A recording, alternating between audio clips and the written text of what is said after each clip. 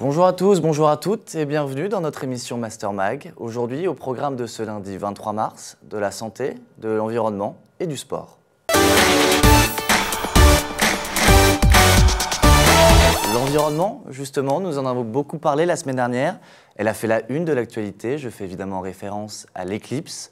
Si vous n'avez pu y assister, voici une séance de rattrapage avec un reportage signé Charlotte Dumont, Morgane Goldenstein, Anastasia Laguerra et Mathilde Guillot.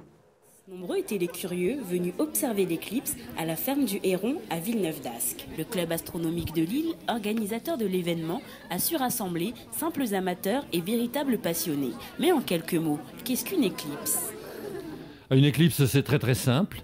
On devrait appeler ça une occultation d'ailleurs en termes astronomiques, mais on accepte le terme éclipse. C'est tout simplement la Lune qui va passer devant le Soleil et qui va cacher le Soleil. Mais sur cette Terre, comment ce phénomène inquiétant est-il ressenti ? Et en fait, donc, il va y avoir, la luminosité va réellement baisser de 80%. Donc la luminosité va être 5 fois moindre. Mais notre œil ne va percevoir que très peu. Et il va manquer 4 degrés de température par rapport à la hausse normale des températures. Donc 4 degrés, c'est sensible. C'est pour ça qu'il faut être bien couvert pour une éclipse, parce qu'il fait toujours plus froid qu'on ne le pense. Bien se couvrir, mais aussi bien se protéger les pupilles. L'observation du soleil peut être très dangereuse. Par contre, ce qui est dangereux, c'est de regarder le soleil directement, c'est-à-dire regarder le soleil en face. À ce moment-là, il faut forcément être protégé, soit par des lunettes d'éclipse, soit par des filtres solaires si on utilise un instrument.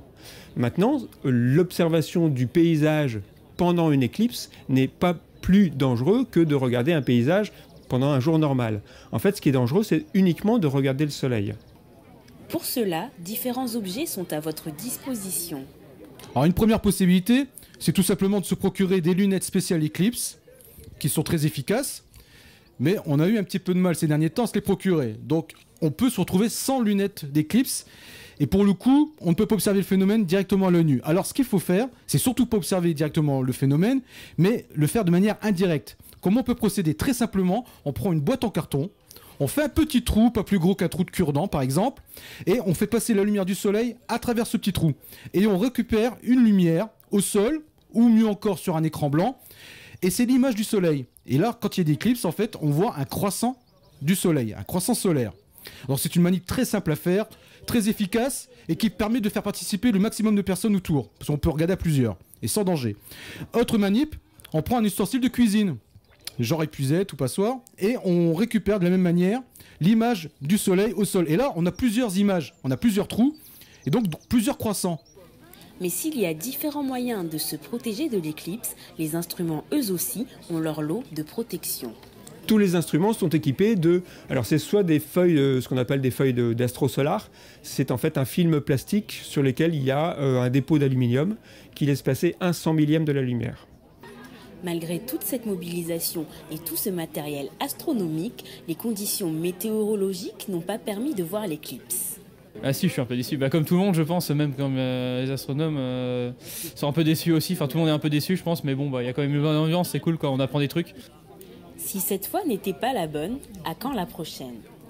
Le 3 septembre 2081, prochaine éclipse totale de soleil en France. Alors vous en aurez une autre, si vous avez de la chance, le 23 septembre 2090. Rendez-vous donc en 2090, si vous êtes très chanceux. Pour parler de cette éclipse, Charlotte Dumont nous a rejoint sur ce plateau. Bonjour Charlotte. Bonjour Hubert. Bienvenue. Cette éclipse, on l'a donc finalement pas vue. Bien non, malheureusement, les conditions météo n'étaient pas très bonnes. On n'a pas pu la voir du tout. Les gens sont restés très optimistes jusqu'à la fin, mais non, on n'a pas pu la voir du tout. On a vu un amateur sur ce reportage. Il y avait aussi des enfants, si j'ai bien vu. Il m'a semblé en apercevoir quelques-uns. Oui, il y avait beaucoup de groupes scolaires. Il y avait aussi des parents qui étaient venus avec leurs enfants. Les enfants ont d'ailleurs fait l'école buissonnière. Évidemment. Mais bon, malgré le fait qu'on ne voyait pas l'éclipse, ils étaient quand même très contents d'être là. On leur expliquait comment se déroulait une éclipse et tout ça. Et... Donc les lunettes n'ont servi à rien finalement Non, rien du tout. Vous étiez bien couverte parce qu'il paraît qu'il fait froid lors d'une éclipse. Oui, on a perdu 4 degrés en fait pendant l'éclipse et c'est vrai que ça s'est ressenti. Ça s'est ressenti. Vous aviez une petite laine? Malheureusement, non. Très bien.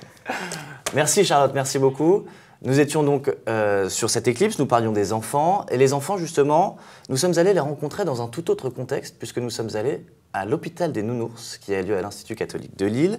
Une initiative qui ne vous dit peut-être rien, mais voici quelques éléments de réponse qui vous aideront à comprendre ce qu'est l'hôpital des Nounours. Un reportage signé Sophie Bizot et Charlotte Benoît. Tu t'appelles comment? Effie. Et ton doudou, il s'appelle comment? Elisabeth. Et Elisabeth, elle avait quoi comme bobo aujourd'hui? Elle a trop dansé. C'est une danseuse? Oui. Elle fait quoi comme danse? Normalement, c'est danse classique. Donc c'est un petit rat de l'opéra? Un peu.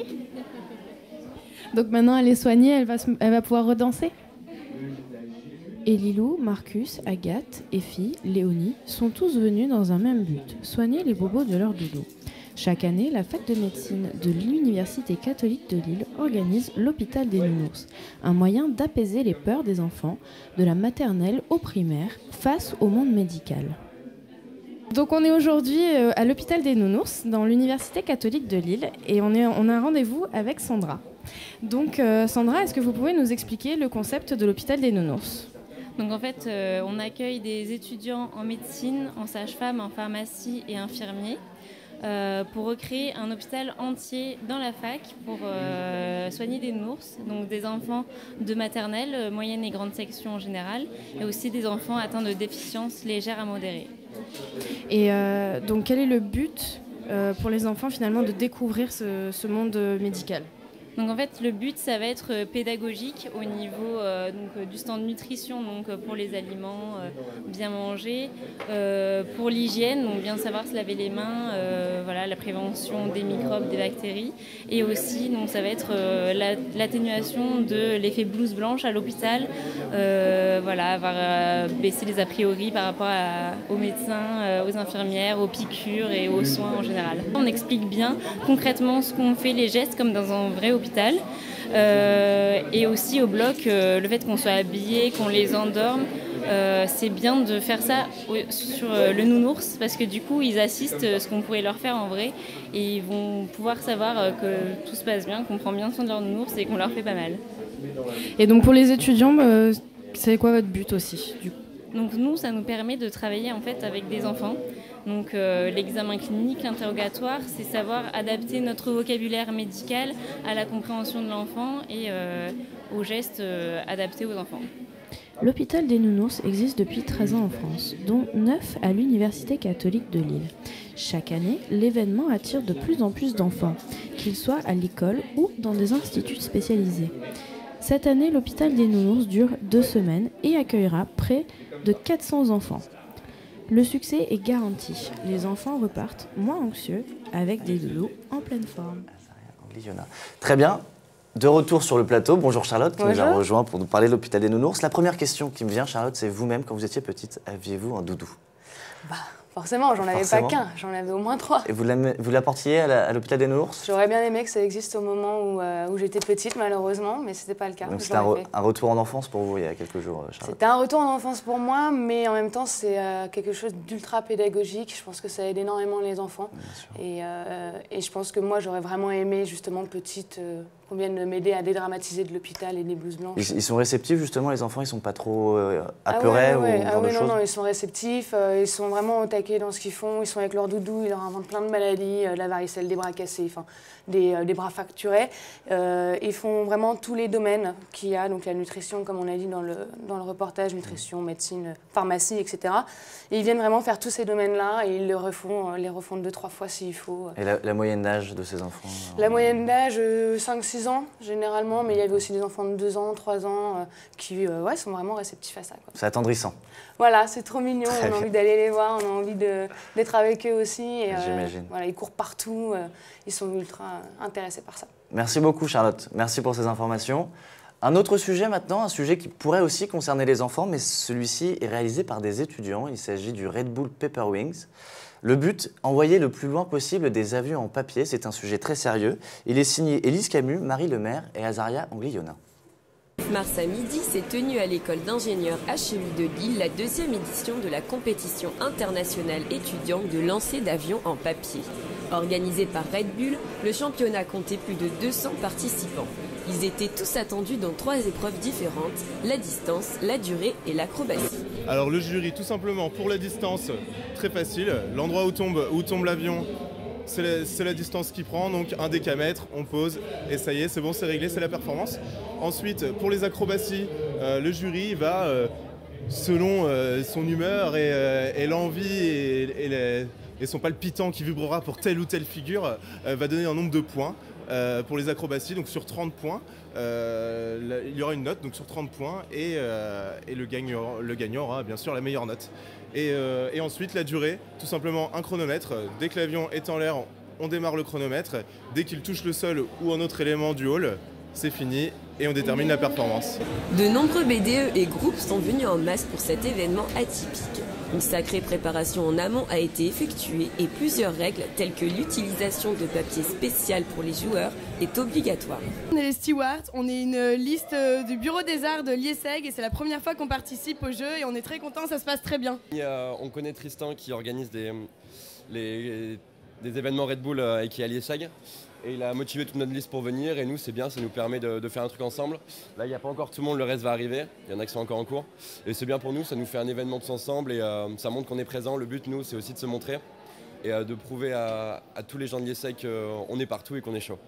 Parmi les participants, certains prenaient la compétition très à cœur. Quant à d'autres, les avions en papier étaient une bonne excuse pour s'amuser et passer un bon moment. Aujourd'hui, ça m'intéressait justement d'essayer. Puis ça m'intéresse aussi de regarder comment les avions peuvent voler en fonction de leur forme. Et du coup j'ai essayé, puis c'est bien passé. Je savais même pas que ça existait avant. Ouais, puis c'est plutôt cool, hein. Franchement il y a du monde, il n'y a pas que HEI. Il y a toute la Cato, l'ICEN, c'est sympa. Je vais aller loin dans la compétition. Il me reste la catégorie acrobatie pour m'attraper. Je vais tout donner, C'est l'aboutissement de ma vie, quoi. C'est le rêve de tout étudiant, c'est magnifique. Une compétition qui a réuni de nombreux participants partout à travers la France. Prochain rendez-vous pour la finale le mercredi 8 avril en partance de l'Aéroscopia de Toulouse. Bon vent et bon vol à tous. De retour sur le plateau Master Mag, merci. Élise nous a rejoint. Bonjour Élise. Je disais en lancement que c'était un sujet très sérieux. C'est à prendre avec des pincettes, oui, évidemment. On sent que c'est un sujet qui est pris un peu à la légère, c'est assez amusant. Ça dépend des étudiants. Alors depuis combien de temps cela existe, la Ça Red Bull Paper Wings ? existe depuis 2012 au niveau mondial et en France ça fait 2 ans, là c'était la 2e édition cette année. Très bien. Et la finale française aura lieu dans quelle ville ? À Toulouse. Et mondial c'est en Autriche et c'est le 8 mai 2015. Vous y serez ? Pas sûr, pas une passion. Et alors combien de pays au total participent à cette 83 pays. 83 pays. 83 pays. Et alors la question que tout le monde se pose, c'est le record du monde. Le record du monde est de 50 mètres. Avec un avion en papier, 50 mètres. Avec un avion en papier, 50 mètres. Et la durée, c'est de 10 secondes en hauteur. Et le papier est le même pour tous ? Oui, c'est un papier unique en fait qui est sponsorisé par Red Bull. C'est écrit Red Bull Paper Wings. Et c'est un papier unique qui n'a pas le droit d'être coupé, déchiré, pas d'écriture dessus. Les règles, elles sont super strictes. Pas de tricherie possible. Pas de tricherie. Merci beaucoup, Élise. Merci beaucoup de nous en avoir dit plus. Nous restons dans le monde étudiant puisque tout de suite nous passons à Happy Health, une manifestation censée prévenir les étudiants et leur santé plus précisément. C'est un reportage signé Juliette Guinter et Sophie Bizot. Jeudi 19 mars, l'Institut catholique de Lille a permis à 4 étudiantes de l'IU2S d'organiser une journée de prévention santé pour les jeunes. Au programme, activités physiques, stand, ateliers et conférences. Alors en fait, c'est une journée de sensibilisation et de prévention qu'on a organisée. Dans un premier temps, il y avait le flash mob. Donc vers midi, c'était vraiment pour promouvoir les activités physiques. Parallèlement, il y avait un stand nutrition au restaurant universitaire. Après, ici, vraiment dans le hall académique où il y a vraiment du passage, on a fait plusieurs stands sur plusieurs thématiques. Donc, il y a le clair sur tout ce qui est relation à l'autre. Après, nous avons Sida Info Service. Après, nous avons Epicéa, plus sur les addictions, ainsi que Spiritech, donc plus sur le milieu festif. Après, nous avons aussi un stand pour les fumeurs, donc un petit salon fumeur. Et nous avons un petit salon no stress et plus sur les cyberactivités. La police nationale était également au rendez-vous pour sensibiliser les étudiants à la sécurité routière. On peut aborder finalement beaucoup de choses, les dangers de la route en général, on aurait pu parler de la vitesse, on aurait pu parler des dangers du téléphone portable. Bien sûr, si on nous pose les questions, on est là pour ça. Mais on a mis en place un parcours alcoolémie Et puis on a ramené aussi ce qu'on utilise pour dépister les stupéfiants au volant. On a ramené aujourd'hui donc un petit test pour les élèves pour qu'ils puissent évoluer sur une piste et voir que lorsqu'on consomme de l'alcool, finalement notre vision est totalement altérée, notre champ de vision est rétréci et comprendre, parce que là on n'a pas l'alcool et que notre cerveau fonctionne bien, comprendre qu'effectivement, l'ivresse, quand les gens titubent, c'est qu'ils sont vraiment en ivresse et comprendre pourquoi, à partir d'un certain taux, on risque d'être embêté par la justice. La sécurité sociale étudiante SMENO, installée dans le hall académique, présentait les risques majeurs liés à la vie étudiante. On est là à titre de prévention. On est là pour informer les étudiants, voir des premières et terminales s'il y en a. On propose plusieurs thèmes. Donc, vous avez le tabac, l'alcool, les drogues, notamment le cannabis. On propose aussi des thèmes comme les cyberusages, tout ce qui est danger des réseaux sociaux, d'Internet. Vous avez un jeu où on propose d'être le plus populaire, mais aussi d'être le plus préventif sur Internet. Après, comme j'ai dit, vous avez le thème de l'alcool. Donc on propose des éthylotests, des bracelets SAM. Et vous avez aussi des questionnaires qu'on propose au sujet du stress, savoir si vous êtes stressé ou pas. Et en cadeau, on vous donne une balle anti-stress. Bien que préventive, Happy Health, c'était une journée sous le signe de la bonne humeur. De la bonne humeur, et pour en parler autour de ce plateau, Juliette Guinter. Bonjour Juliette. Bonjour. Merci de nous rejoindre. Alors, une journée de prévention pour les étudiants, se sont-ils sentis concernés, pardon? Oui, tout à fait. Donc, la bonne idée a été de placer ça sur l'horaire du midi. Donc, il y avait quand même une certaine affluence et pas forcément au cours de l'événement. Les étudiants sont quand même venus parce que curieux de savoir ce qui se passait finalement. Oui, c'était dans le hall de la Cato, on a bien vu. Donc il y avait du passage forcément. Voilà, hall des actes. Donc voilà, du monde, des gens, des curieux, des intéressés. Donc c'était intéressés, oui, ils étaient réceptifs, vraiment concernés. Vraiment concernés. Ce qui était intéressant, c'est que c'était de la prévention, mais pas de manière péjorative. Donc c'était pas négatif, c'était vraiment histoire de faire comprendre et de montrer finalement avec des exemples concrets ce qui pouvait se passer, quoi. On a vu quelques tests dans ce reportage. Il m'a semblé reconnaître vos chaussures. Vous avez fait le test un petit peu de la personne alcoolisée. Voilà, donc c'était assez intéressant. Donc c'était à travers des lunettes en plastique qui donc simulaient une alcoolémie de 0,8 g dans le sang et de 1,5 g. Et on se rendait vraiment compte en fait qu'on a l'impression de bien voir, mais que c'est pas du tout le cas. Donc, pas du tout. Ça déclenche, je pense que ça peut déclencher une bonne prise de conscience. Ouais. Vous avez fait tomber des plots, vous? Ah oui, complètement. En plus, je suis myope, donc ça n'a pas arrangé mon cas. C'était une catastrophe. Merci Juliette, merci de nous avoir parlé. Tout autre sujet maintenant, on va parler de sport. Ce week-end avait lieu le tournoi des 6 nations. Il a vu d'ailleurs triompher l'Irlande. Et Thomas, lui, est allé à la rencontre de rugbyman, mais des rugbyman pas vraiment comme les autres. Je vous propose de regarder son reportage. Qu'est-ce qu'une vie à 100%? Déplacement, nutrition, travail, lien social, loisirs. Et lorsque l'on vous parle de loisirs, on vous parle de sport d'hommes. Et aussi de femmes. Car ce n'est pas parce qu'il leur manque une jambe, une main ou même un bras qu'ils ne peuvent pas connaître la saine valeur de la transpiration. Bienvenue dans l'ère de l'handisport et tout particulièrement du rugby fauteuil. C'est un sport qui a été inventé aux États-Unis et au Canada.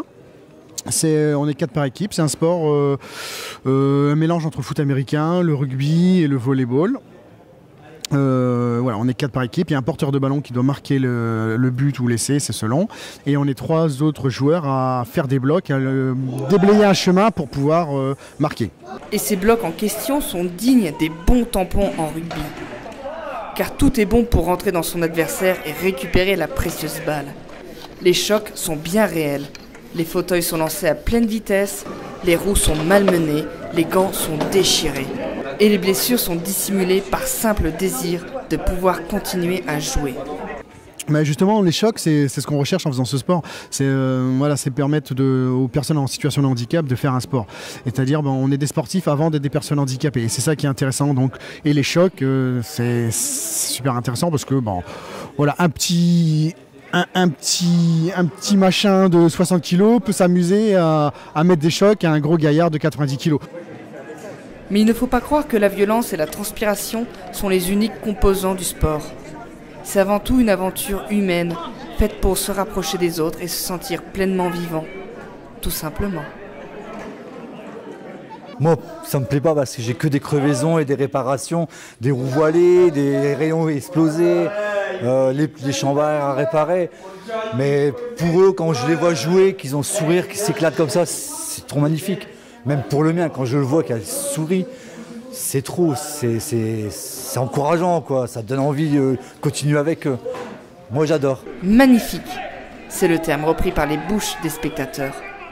L'handisport insuffle un second souffle à l'esprit de Coubertin, à savoir le respect des règles, le respect des autres, et comme dans tout sport, le rugby fauteuil se termine par une bonne troisième mi-temps.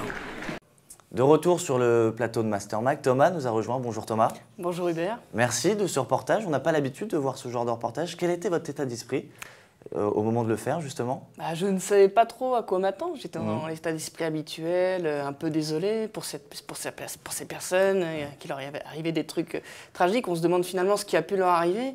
Puis on les regarde jouer et toutes ces questions s'évaporent. On les regarde, on est impressionné, on rigole avec eux. Il y a une très très bonne ambiance et au final on est même effrayé parce qu'on se dit que si on était à leur place, même valide sur des sièges, sur des fauteuils roulants et que l'un de nous nous foncerait dessus, mais on volerait carrément. On les sent guerriers, hein, c'est assez impressionnant. C'est des brutes, c'est des camions, c'est des camions. C'est des camions. Alors le rugby à 15 se joue donc à 15 contre 15. Le rugby handisport se joue à combien contre combien? 7 contre 7. Les règles sont quasiment les mêmes, peu de choses près? Oui, on se jette la balle, on doit évidemment frapper la balle du sol. Le but c'est de la ramener à l'autre bout. Et évidemment, on se percute, mais il y a des limites à ne pas franchir, comme par exemple on ne doit pas éjecter un joueur hors de son fauteuil. Évidemment. Et la troisième mi-temps, on en parle beaucoup en rugby, en handisport, elle est aussi, arrosée. Elle est importante, évidemment. Ouais. Je pense que la personne que j'ai pu avoir en interview a fini avec 2-3 bouteilles de vin, donc une bonne troisième mi-temps quand même. Bon, avec